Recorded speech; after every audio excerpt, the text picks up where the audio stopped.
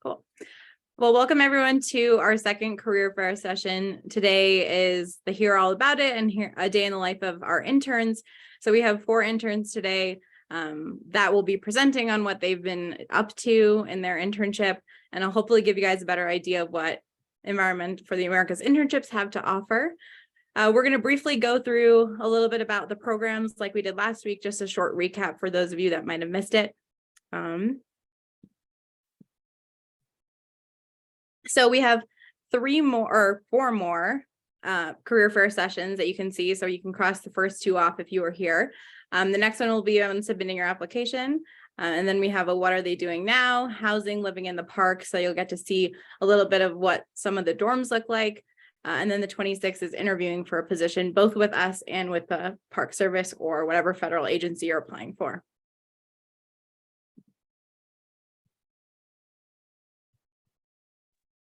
So we're going to present the team, the internships team. I'm going to present myself. I'm Shelda Diaz-Mendez. I'm the Mosaics in Science Program Manager, and I'll turn it over to Chanel. Hi, everyone. I'm Chanel Thavaraja. I manage the Fish and Feathers internship program, the Golden Gate internship program, and I help Shelda with the Mosaics in Science internship program. And I'll pass it to Vivian. Hi everyone, my name is Vivian Mead and I am the program lead for the Latino Heritage Internship Program, and then I'm also coordinator for our Resource Assistance Program. Catherine Shorten and Stephanie Laredo are not on this webinar today, so I'm going to pass it over to Tatiana. Hi everyone, my name is Tatiana Mihaita. I am part of the Environment for the Americas Communications, so I'm the one that controls all the social media posts that you see on Facebook and Instagram, so follow us. And yeah. Chu is our amazing graphic designer. So if you see any promotional materials like flyers, they were done by her. She's incredible and she does it for all of our programs. And Susan Bonfield is the executive director of Environment for the Americas. She keeps all the wheels turning. So that's our team. Environment for the Americas is an NGO, and we were created in response to World Migratory Bird Day. We had so much success that we started growing, and now we coordinate science and environmental education internships with a lot of agencies and other organizations. I work specifically with the National Park Service, as other programs do. And our mission is now to engage a diverse workforce, fostering cultural awareness among its partners and engaging underrepresented youth in the fields of research, education, conservation, and preservation. Next one. So we will talk about who is underrepresented in natural resource careers, because the National Park Service was the first one to come out with this data and revealed that only 18% of the workforce was diverse. And when we're referring to diversity or underrepresented, we're referring to African Americans, Hispanics, Native Americans, Asians, Pacific Islanders. And when we go to the STEM fields, what we notice is that diversity drops down to 3% compared to other averages nationally. So we strongly encourage underrepresented youth like myself and our others in the team to apply to these positions. It's a paid internship program. Mosaics is and others are. They're paid. The stipends will vary, but in a Mosaics, it's $640 a week. For PLCs, internships have a duration from 12 weeks to 20. That's depending on the park. And the dates of the internships are typically from May to August. But if it's a 20-week, it'll go up to October.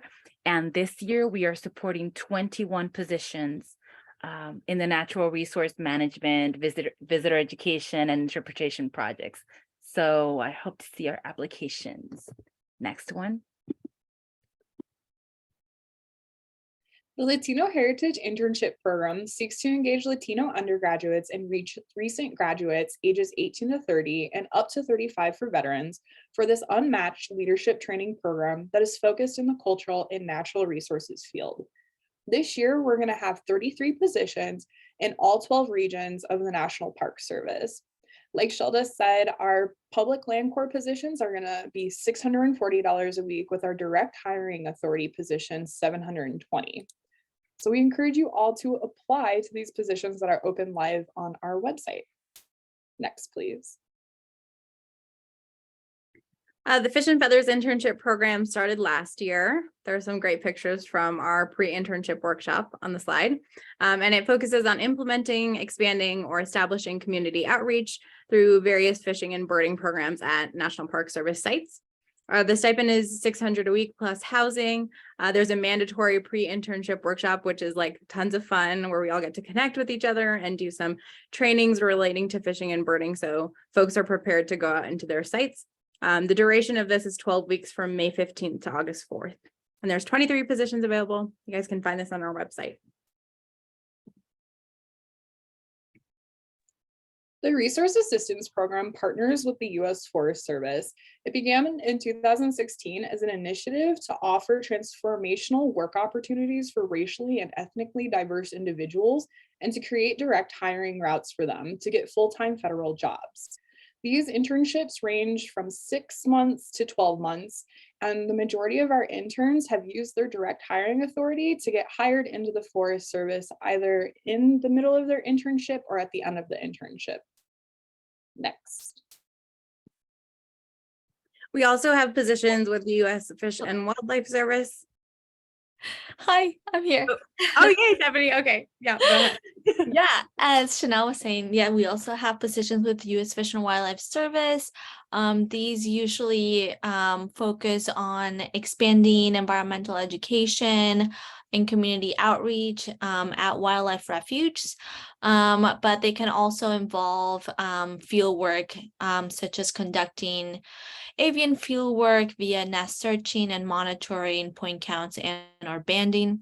Sometimes it's a combination of the two of them, but generally it supports all efforts that the interpretive center does.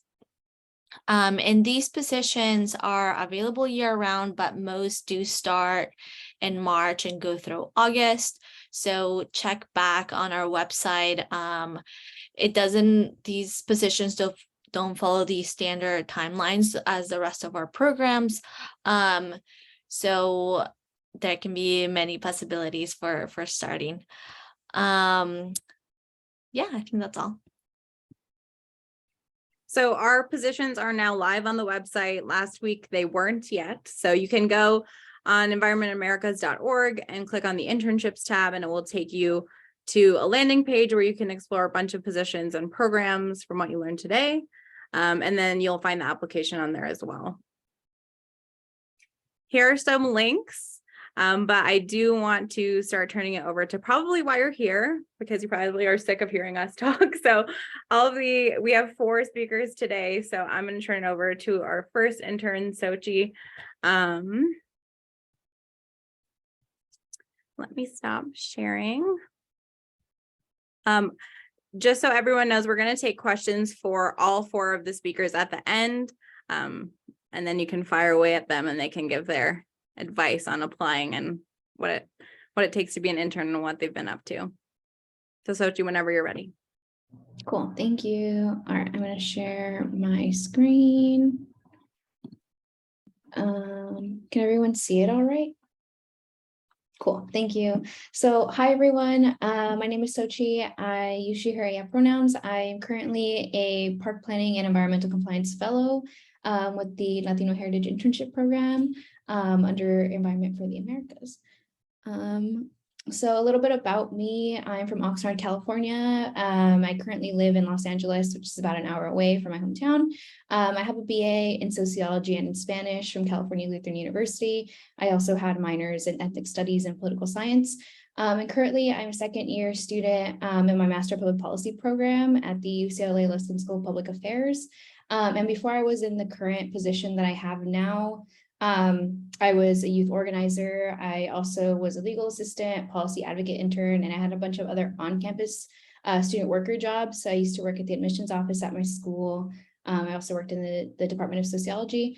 And then I'm currently also, outside of this fellowship, I'm also a teaching assistant and a graduate student researcher on campus.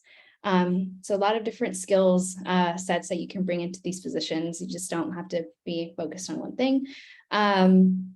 And then a little bit about the position that I am in now. So park planning and environmental compliance, or PPEC. It's a lot of acronyms in my position. So I work with in the Pacific West Regional Office. We have two in our region, one in Seattle and one in San Francisco. So my position is actually remote. I was meant to be in person at the San Francisco regional office in the summer, but it ended up being remote. But it ended up being a really good summer for me, actually, because I got a lot of in-depth exposure and involvement to the National Park Service itself. I got a lot of opportunities to network within the planning region, not just in the Pacific West Regional Office, but also in the Midwest Regional Office, because we had a cohort of planning interns. So it was nice to collaborate between us. And then I also get to engage in park planning projects that improve national park infrastructure, expand visitor access and opportunities, and evaluate new park sites. So currently one of the main projects that I'm working on is a Cesar E. Chavez National Monument General Management Plan, and other efforts in our region in their planning projects. So as some of the EFTA people mentioned, so I originally was hired for a 3-month position, but then I was extended for an additional 9 months, more or less. So I started my position in May of this year, and I am continuing on until June of 2023. So I still have a few more months left. And it's really nice because I do get a weekly stipend and a monthly rent stipend, which helps me out a lot. And I also get training and travel funds. So if I need to travel out of state for a project, I have the funds to do so, and I could also attend different trainings. Most of them are free within the Department of Interior, but sometimes they do cost money. So I could use that towards those if I'm interested. And then I'm also get the direct hire authority status upon completion when I finish in June. And then so a few of the projects that I'm working on right now, I mentioned that I'm working on the Cesar E. Chavez National Monument General Management Plan. So I'm working on the what we call P3 report. So there's a picture of it on the right. I work on that kind of a lot because it's a lot of writing and editing and researching. So that takes up a lot of my time. I only work 20 hours a week. So I'm a part-time employee technically, but I worked full-time in the summer. And I also am working on the unit management plan for the War in the Pacific National Historical Park. We're going over proposed alternatives right now, and this map you can see is one of the proposed actions that we're bringing up in the plan. And then I'm also doing civic engagement for the John Muir National Historic Site, so going over public comments and coding them and writing a summary. And then also we have to write these blogs over the summer, and I wrote on my park planning and environmental compliance staff. So if you scan that QR code, and yeah, and then when I say I work from home, I actually work from school most of the time. So I'm always on campus. So that picture is actually in my building where my department is. And I kind of just work there. But yeah, some highlights really quickly, wrapping up here. Time goes by so fast. Like I said, I have a travel fund, so I get to go to places, different parks and things like that. So this picture right here is when I went to the Cesar Chavez National Monument. I helped plan the 10-year anniversary. And it was really nice and heartwarming to see the snow, talking about what a great leader he was. And then also there was a California trip for all the Environment for the Americas interns. Got to meet them for the first time. It was a really fun trip. Went by really fast, but I feel like it was super memorable. And then this past September, I went on my park planning environmental compliance staff retreat in Washington, where I got to meet another fellow through another organization. And then some quick tips and advice, stay organized. I know it's a lot, like you get to prioritize or you get to apply to, I think is it still the same, like they get to prioritize their top 3 places. So stay organized in the ones that you like decide to choose. Save those position descriptions to prepare for your essays and your interviews, because they really do like use their wording and stuff. And then be open to new offers, positions, and experiences. I actually wasn't like really interested in planning, to be honest, but I've actually learned a lot. So it's really cool. I like to be in this position now.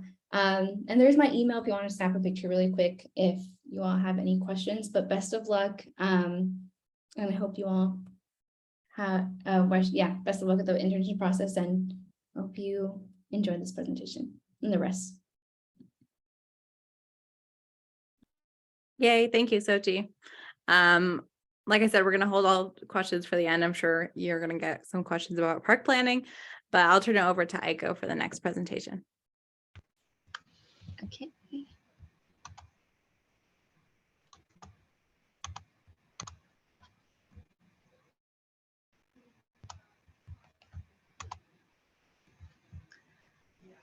Oh, oops.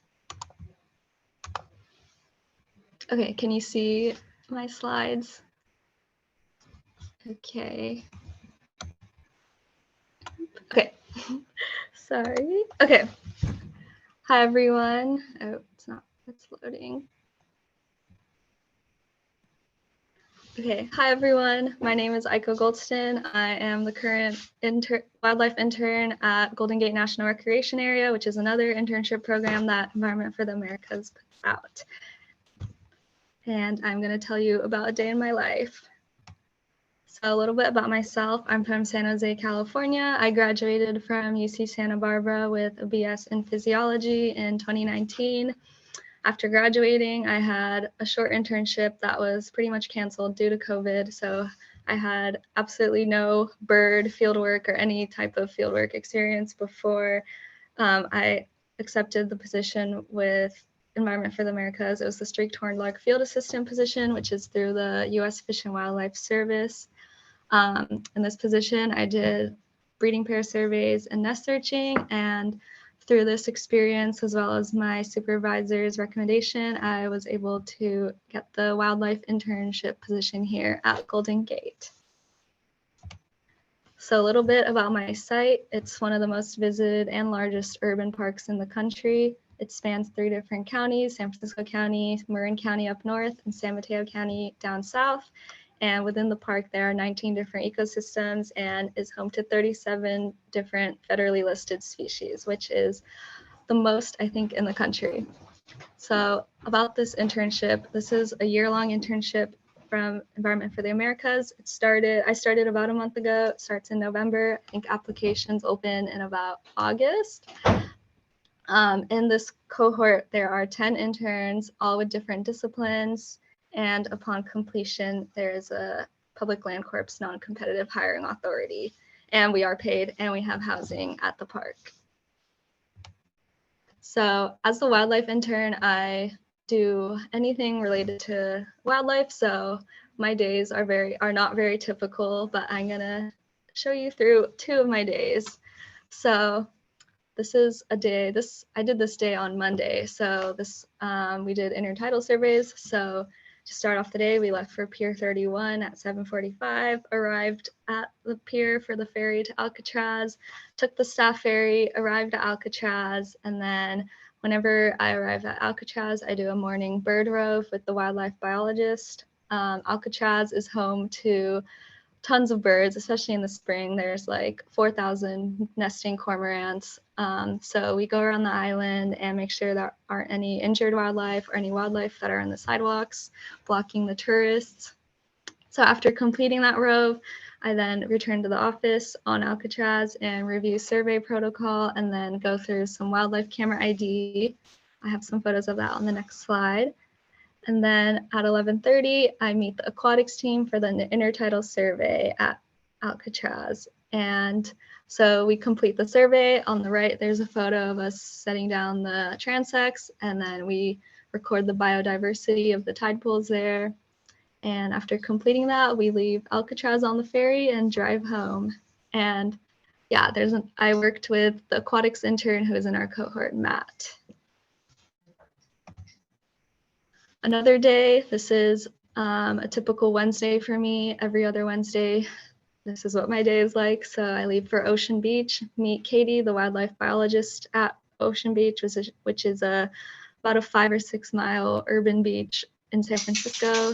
And we do this Western Snowy Plover survey where we walk on the beach, look for snowy plovers, count them, and then record any type of disturbance that can affect the plovers, including leash dogs, unleashed dogs, vehicles, kites, volleyball games, anything.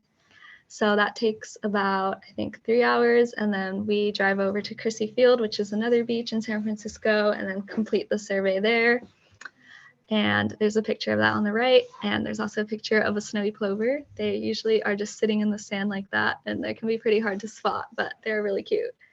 So then I'll take my lunch, and then after that, I go on my coyote rove. I do this about 2 times a week at Fort Mason. Fort Mason is a very urban park in San Francisco, and there have been reports of coyotes approaching people. So my duty right now is to just go around and haze them if I do see them, and yeah, sort of monitor the area for coyote activity. So after I complete that, I return to the office and I do some snowy plover data entry, and then I do more wildlife camera ID, which I have some photos below of some great shots that our wildlife.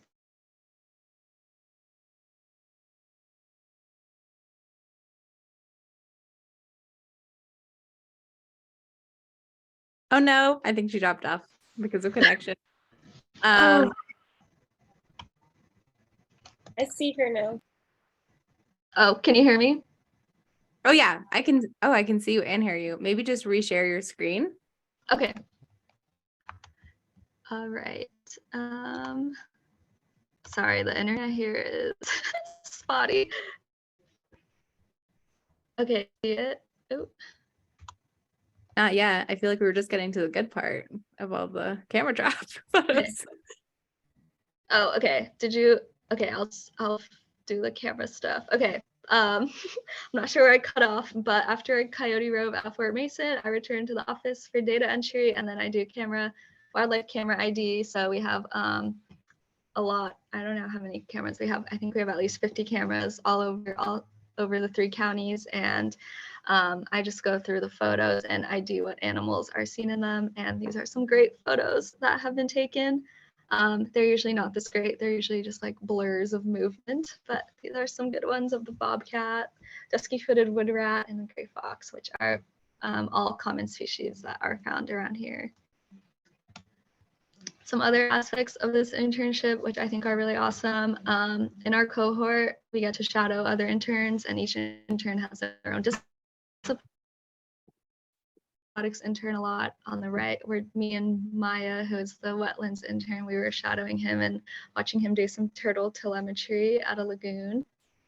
The supervisors and mentors here, and even in my previous environment because internship, are super committed to your growth in this field. They really want to bring like diverse young people into the conservation field, into the government. So that's really awesome. My supervisor for my past position has written me amazing recommendations. So it's really great. And that goes into networking as well. My supervisors here have been super supportive of me meeting with anyone that I am interested in learning about within the natural resources department or within different divisions like trails or maintenance or cultural affairs, as well as park partners and other interns.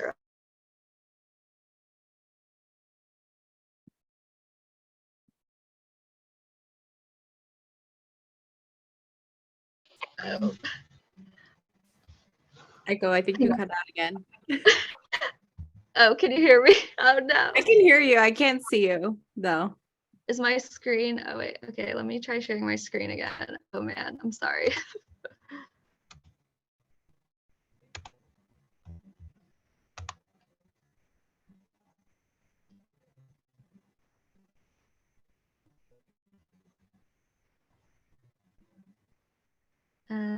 Can you see my slides? I can. Maybe just leave it like that, because when you try to open it up, it Bigger, doesn't. yeah. So just leave it Okay, like I'll just leave it. Okay, I can't actually see the slides right now. But let's see. I was talking about oh, okay, they loaded. Okay, so working special events. Yeah, I got to work the Alcatraz Indigenous Peoples Sunrise Ceremony on Thanksgiving, which was really great. I did crowd control, but I also was able to enjoy the ceremony. So that was a really awesome opportunity.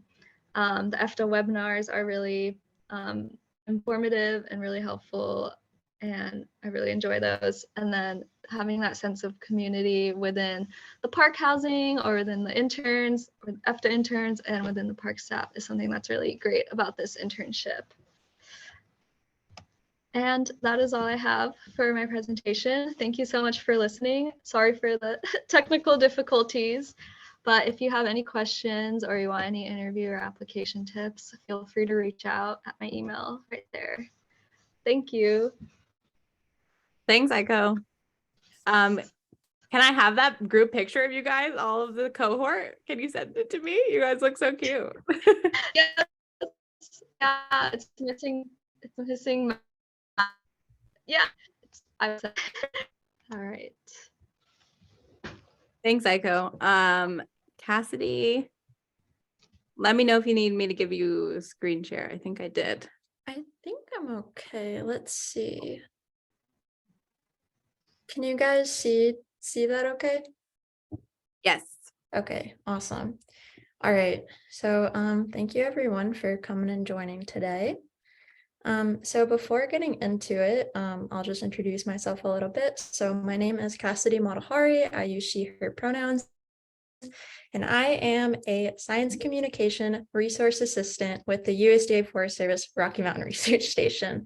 And so while the Rocky Mountain Research Station is based in Fort Collins, they have labs kind of scattered throughout the Intermountain West.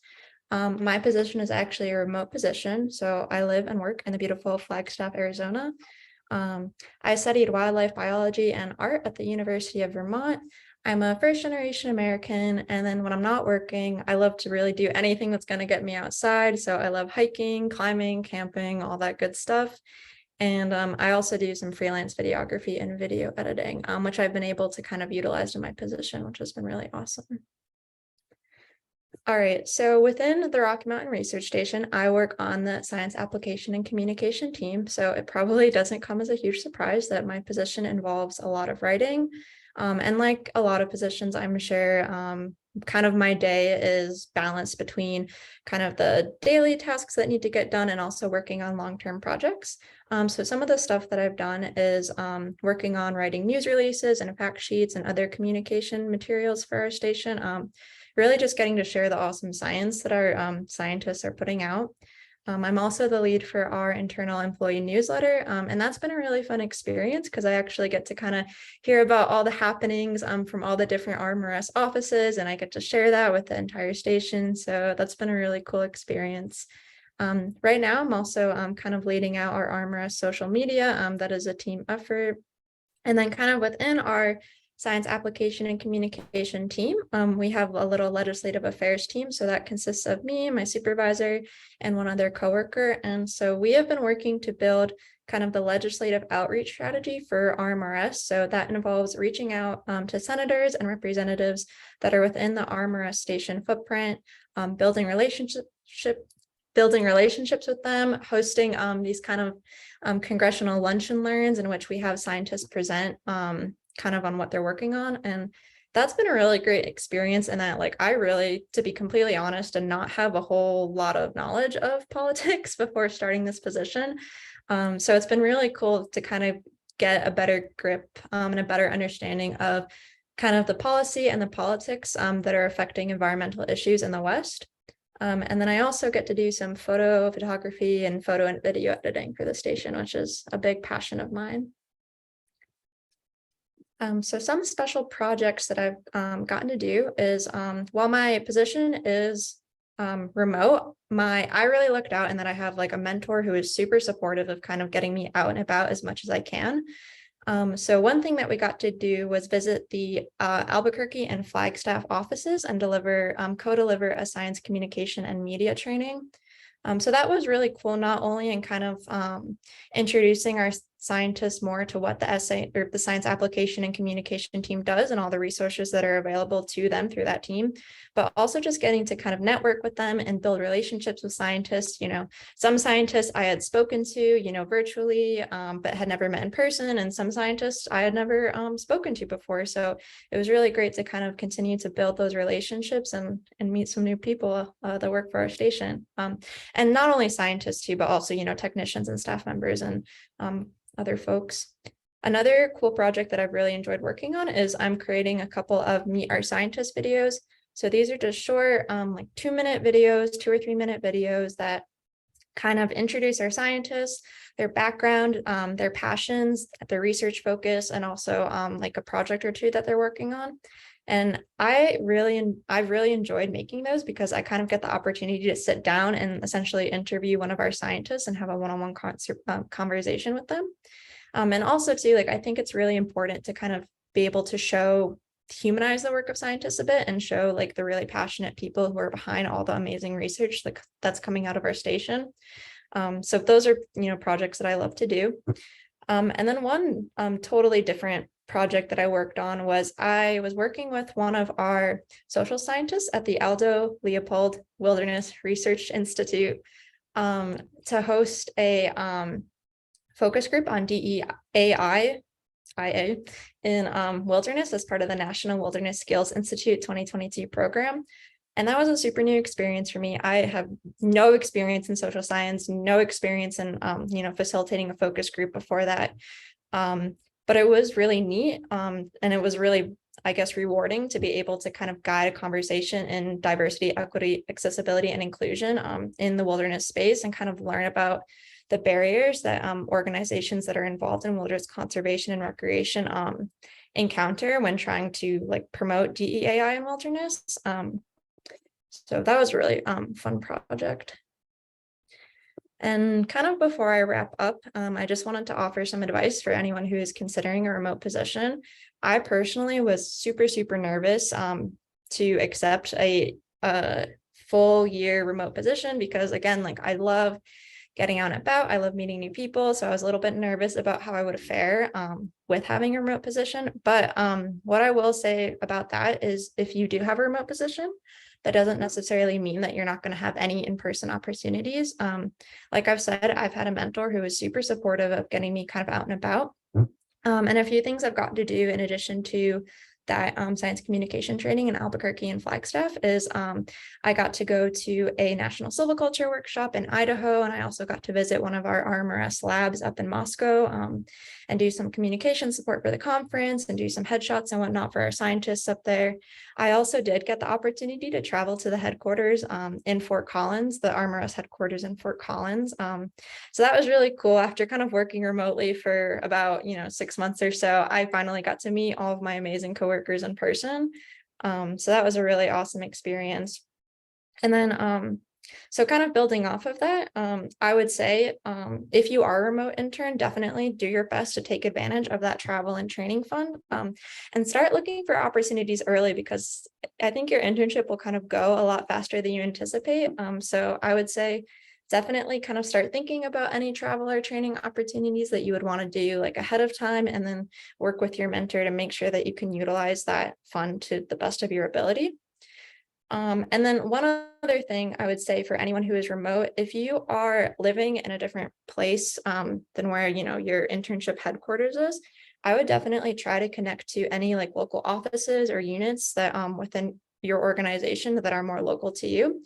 So I live in Flagstaff, so I'm like totally surrounded by the Coconino National Forest. And I was able to connect with some people who are working on the Coconino and get to do some projects with them. So one project I did was I participated in a tree planting, and that was a collaboration between the Forest Service, some nonprofits, and some Hopi community organizations. And that was really fun, not just because, we got to go and plant baby trees and play in the dirt, but I also got to meet some people who were local to me and were a part of the community that I am a part of. So it was really cool to kind of be able to meet people who are located in Flagstaff and doing work kind of in Flagstaff and the surrounding areas.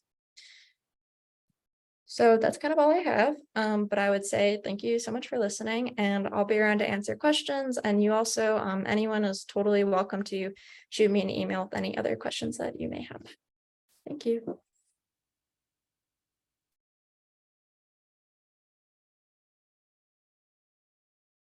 Thanks, Cassidy. Cassidy's part of the resource assistance program, just to let you guys know. So those positions will be posted probably in the new year, and we'll start a new cohort for them. So if you don't see any of those live right now, that's why. Kai, you're up next whenever you're ready.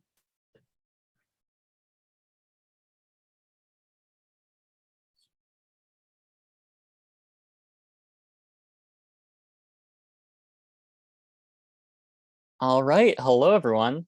My name is Kai Victor, and for 5 months this year, I was working as a mosaics in science intern at Mount Rainier National Park. This was a blast. I was working with the wildlife crew, and before I get into that, I'll talk a little bit about my background. I graduated from Cornell University last year with a major in environmental science and a passion for preserving wild spaces and the wildlife that call them home. Currently, I'm back home in New York City, and I will be working on a Ducks Unlimited job in the coming year.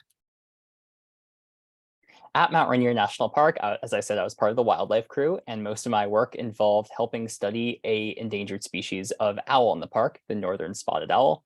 My work involved hiking into historic owl territories in old growth forest and conducting callback surveys and setting little recording units to see if any owls were still in occurrence. We also worked on a couple of bat projects, which was fun. We were observing the unfortunate spread of the disease white nose syndrome and tracking bats back to their roosts using telemetry. We got to band bats, mist-netted bats, and our third big project was tracking cascade carnivores. These include species such as wolverines, fishers, and cascade red foxes, and our goal was to see how many of these mesocarnivores lived at Mount Rainier, and we did this through scat surveys, camera trapping, and hair snagging. And then beyond the official job that I had at Mount Rainier, I had plenty of opportunities to conduct other research at the park. For example, I'm really interested in fish, but I'd never had a fish job or done fish research before. But Mount Rainier had an aquatics team, and they were more than happy to let me join them on numerous occasions. So I got great experience doing fin DNA sampling, scale sampling, electrofishing, and I even got the chance to do spawning survey for some endangered bull trout. Then even beyond Mount Rainier National Park, I got a chance to do other projects. I got the amazing opportunity to travel to 2 other national parks in Washington State, North Cascades National Park and Olympic National Park. And there I was able to join other crews conducting other types of biologic research. I did some old growth tree monitoring to see how heat dome effects were damaging old forests. I got to do some small mammal trapping. As you can see, this is little baby red-backed vole on the right-hand side. And of course, the highlight was doing some wolf surveying in the high mountains of Washington State, tracking them, doing scat surveys and camera trap activities. And then, of course, before I came to Rainier, I didn't really know what to expect in terms of housing and work, and I was really pleasantly surprised on both counts. My house, as you can see, was a beautiful log cabin in the forest. I got to live with people who were equally as passionate about protecting the natural world as I was, and got to live in a place where I could turn around and hike outside to flowing rivers and wonderful snowy peaks. And without a doubt, my work was quite physically strenuous. I was hiking over 20 miles quite frequently through deep snow and mountain passes, or crossing raging rivers with 50 pounds on my back. But these physical challenges really enabled me to travel to extremely isolated and beautiful areas that few people have the opportunity to visit. And what's more, conduct research there, which was really important both to me as a way to learn new skills and experience new things, and also as a way to collect data in these obscure areas. And beyond the day-to-day work, I also had chances to really choose certain projects and skills that I wanted to focus on.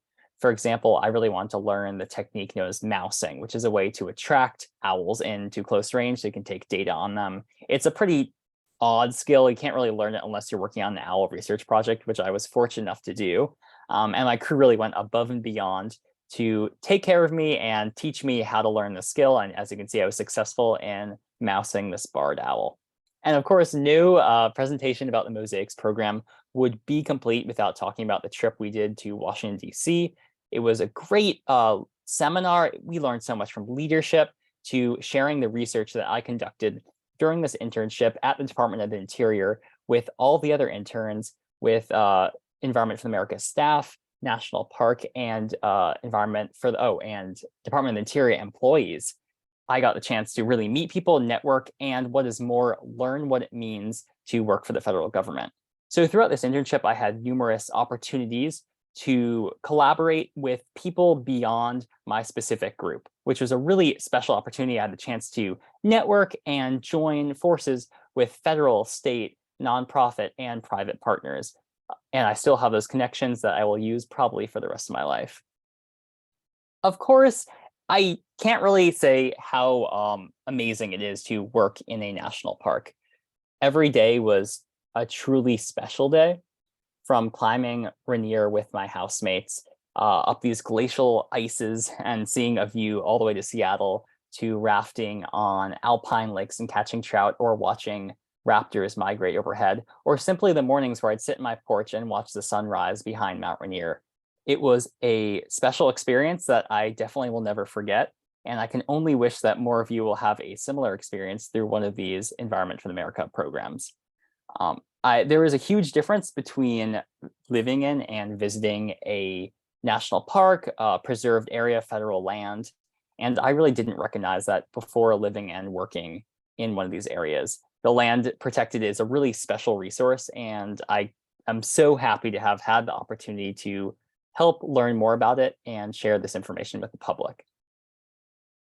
In terms of things I would love to share and any advice I'd love to give, here's my name and email again. Please don't hesitate to reach out to me. I was really lucky in having a friend who had previously done the Mosaics program while I was applying, and I definitely used her as a resource. So feel free to shoot me any questions you might have.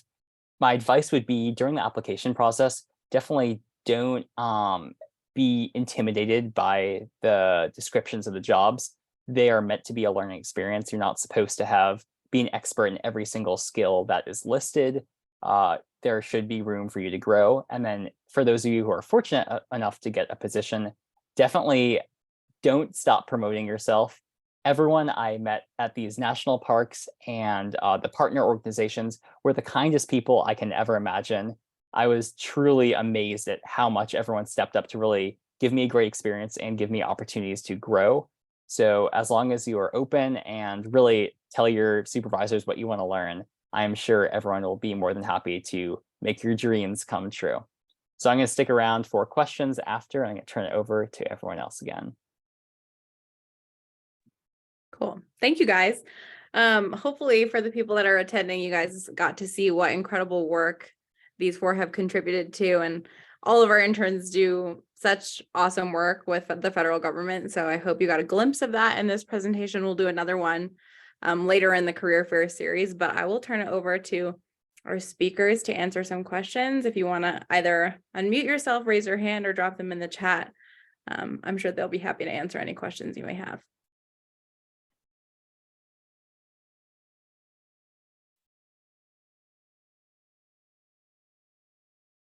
No one has any questions about anything? That can't be real. Well, earlier in the meeting, there was someone who asked if the internship is at a specific national park or does it change? And Shola didn't answer, but just so we can say it out loud, it varies. Parks vary by programs. So a lot of times with the internships, they're going to be like all over the place. For Mosaics, LHIP, I mean, Golden Gate National Recreation Area is going to be in Golden Gate area, but also RAP can be all over the place too. So and a lot of times it's not even, we'll repeat sites because we just have great relationships and great internships opportunities there, but we'll also have them all, we'll change them too. So it's not going to just always be these specific sites like that they just spoke about. Okay, just looking at the other question. Is there any way we could get the information from the previous meeting and for those who weren't able to attend? So we will be publishing the previous we recorded the last meeting and we will be publishing it. One of the other staff can say when. I don't know. Yeah. Tomorrow they'll be posted on all of the program websites. It'll be a link to like a YouTube video and you can review it and this one. So in case you want to look it over again. I see another question that says, is there usually just one intern per place? I know you mentioned a total number of interns. For Mosaic, these are kind of individual placement internship programs. So what that means is a site will apply for one intern. Typically, it is one intern per site for some of these summer programs. With that being said, there are some interns from other programs in partnership with other organizations that also might be at your site that you'll get to meet. The Golden Gate program is 10 interns all in one place. So that's kind of nice. And we'll be recruiting for that in late summer into fall. But for Mosaics, LHIP, and Fish and Feathers, it is individual placement. So there will be one intern per place per program. I mean, they can apply to different positions, but they'll just get selected for one. Yes.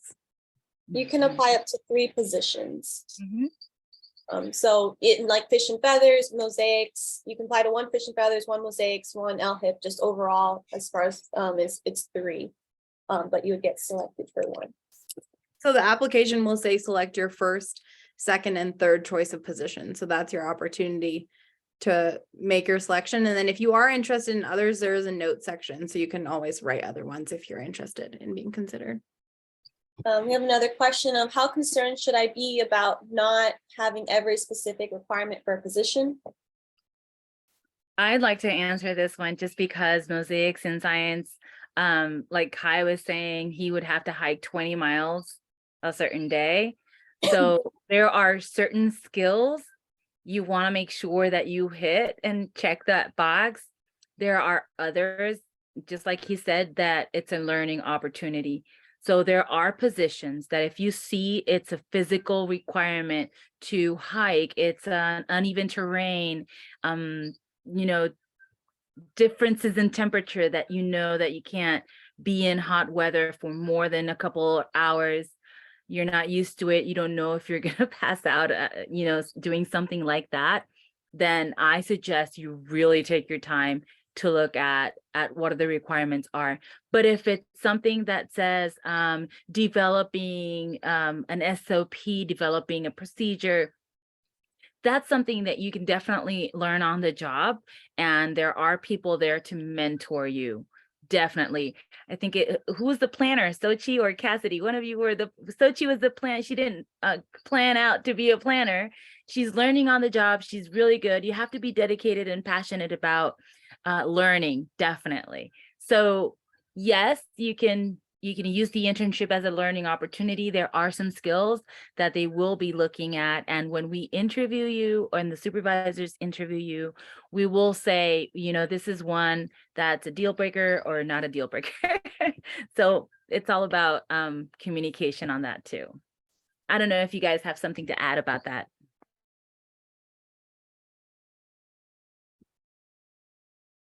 Okay, so next question. For those who had in-person positions, what was transportation like for getting to field sites? Are there any opportunities for carpooling? So for in-person positions on the job posting, it'll say whether there's a car is required or not, or what transportation is required. Because some of the sites are far away. So like my site, I was a former intern, and my site, the closest grocery store was 30 minutes away. And I mean, I did have another intern there, and he did have a car, but at the same time, the site did say you need to have a car. So I was prepared for that and stuff. So I don't know. So carpooling may be a little difficult unless just because you're not always going to have other interns there, because some sites are remote. I don't know if the other staff wants to pitch in. I want, if possible, Aiko or Kai, if you guys did any carpooling, if you want to chime in. Yeah, I can jump in here. I will say Sure. definitely having a car was essential for my job. There was a grocery store about 40 minutes away, but as in most rural areas, the groceries were too expensive for any of us to purchase. So we'd really have to go 2 to 3 hours away a drive to get groceries. And for us, that was a whole like once in 3 weeks excursion. But at the same time, there are plenty of opportunities in terms of like more fun things that weren't as necessary. I got to carpool with people on weekends if we didn't want to waste gas money. And then of course for work, generally if you're going somewhere with a field crew, there is a field vehicle for you to use. Aiko, do you want to say anything? Yeah, I think the Golden Gate National Recreation Area, it's pretty close to the city. So luckily a lot of us do have cars. So a lot of us do carpool. And when I was in Oregon, that was also about a 30-minute drive to the grocery store. And I did carpool sometimes with that too. So, and I think at a lot of sites, there are other interns, there's other seasonal positions and people that live in the park. I think that would be happy to help out if you don't have a car. And I think at some parks you can even bike. At Golden Gate, you can bike if you wanted to get some groceries. Yeah, I will say, if you're driving from housing to a field site and it's park housing, typically you'll be using a government vehicle. And that's why it says like a valid driver's license is required for the position. So that's something that it kind of is site dependent on if they have housing and if they have a government vehicle available for you to use. But I do think like when you're with a field crew, you will be driving typically together.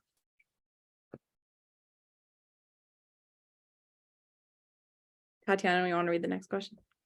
Yeah, this one, so as someone who is really interested in the Mosaics program, but doesn't have much background experience in environmental science, I have experience in GIS and cartography, but majored in neuroscience, would I still be considered a strong applicant? There are definitely positions that you can look that they require GIS knowledge and they require, so it depends on the position. You can definitely sift through the positions and see who's closer to what you know, and then you can be considered a strong applicant, definitely.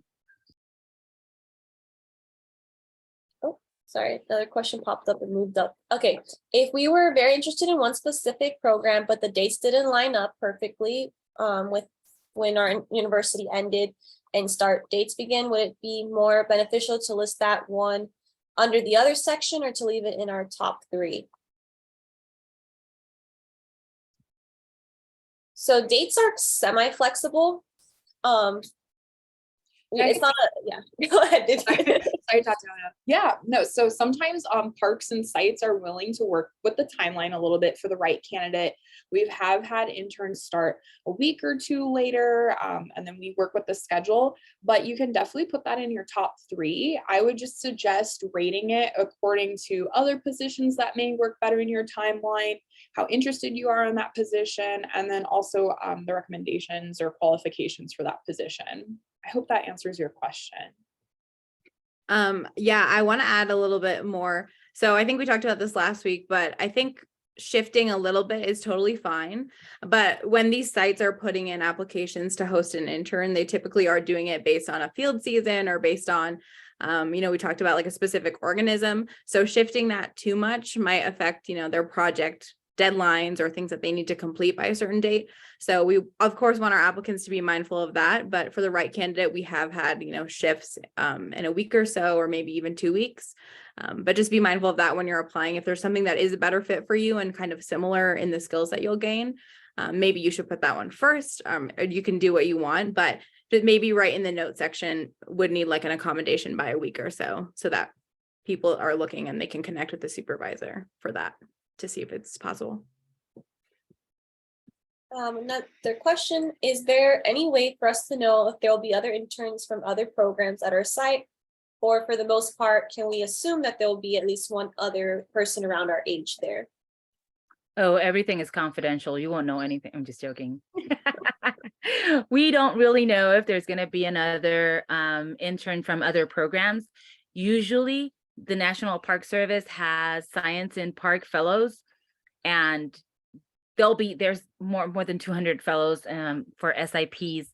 Mosaics is just a division of SIPs. Sometimes we have Latino heritage interns and Mosaic interns at the same park, or close fish and feathers interns, LHIP and Mosaics.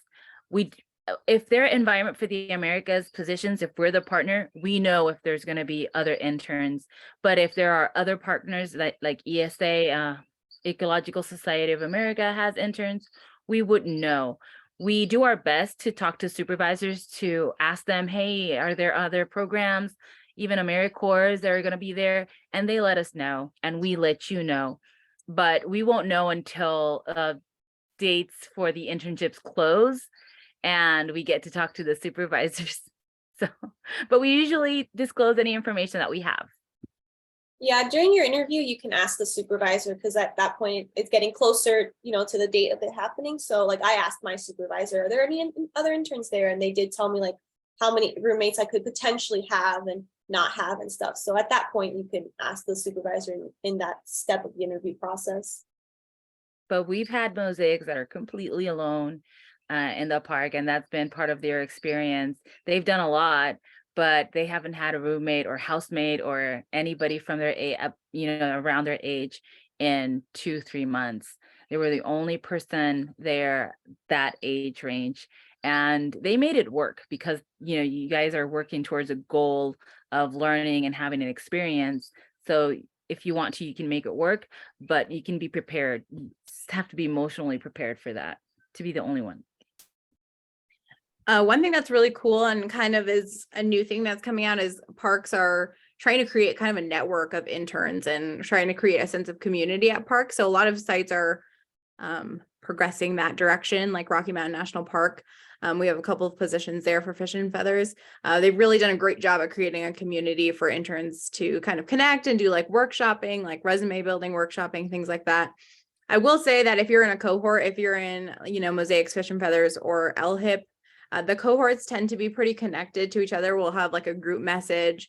Interns create Discord channels where they can connect with each other. So you certainly won't be alone. Like you won't have anyone to talk to. Like you'll definitely have like the connections with your cohort. And, we try to do check-in calls with interns as well. So hopefully you won't feel lonely. But when it comes to people at your site, it really is site dependent. We can certainly tell you if there's another EFTA intern at your park, but there's typically some seasonals that tend to be around the same age.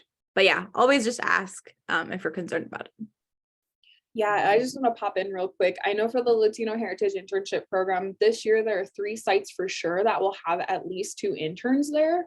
So they won't be alone. And then there are at least 2 other sites where we're going to have interns in the program, and they're not going to be more than an hour away from each other. So yeah, like Chanel said, we really, just check with us. We try and make sure that you guys are supported through there. Even if you're the only one, you're not going to be the only one there. There's also seasonals in a lot of these parks and sites. So they are going to be around your age. Some of them may be older seasonals, but there's going to be people there with you. We've got your back and support. Kai, did you connect with the North Cascades interns? No, we never did. Well, not too much outside because in Washington it was such a long drive. It was like 6 hours to get to North Cascades. So we were all talking to Washington interns because in Washington for Mosaics, at least there were like 4 or 5 of us. I met at Rainier with me. So yeah, it would have been fun. It never worked out, but I did randomly. I think it's a good time to say I met a bunch of other past Mosaics interns in that area, which was crazy. I met like 7. Oh, Corey. Yeah, Corey was there. And then some like cohorts from the very first cohort, like 10 years ago. It was crazy. They'd stop by and be like, wow, I love this program. It changed my life and I want to hang out with you now. So people will find you. You're never going to be alone, which is a good thing. It's so funny. Yeah. Okay. I love that. All right. We are almost on time for wrapping up.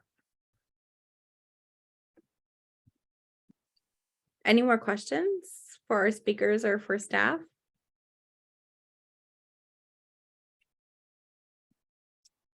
Cool. Well, feel free to email us if you have any questions. Internships at Environment Americas is a great way to reach us, or through social media. Tatiana manages the social media. But thanks for attending this webinar. Hopefully we'll see you guys at the next one. And I hope that these are helpful for you guys who are considering joining. Quick question. Sorry about that. Oh, yeah.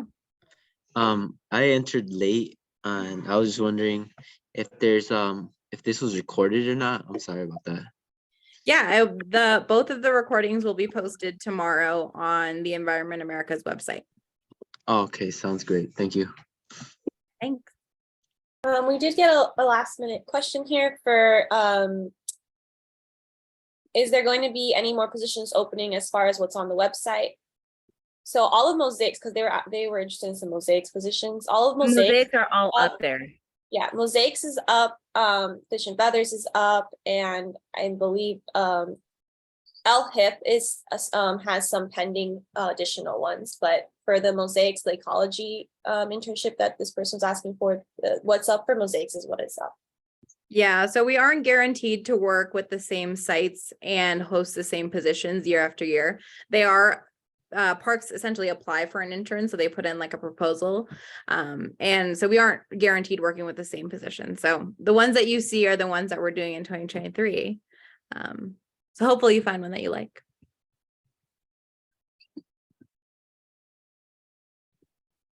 All right. All right.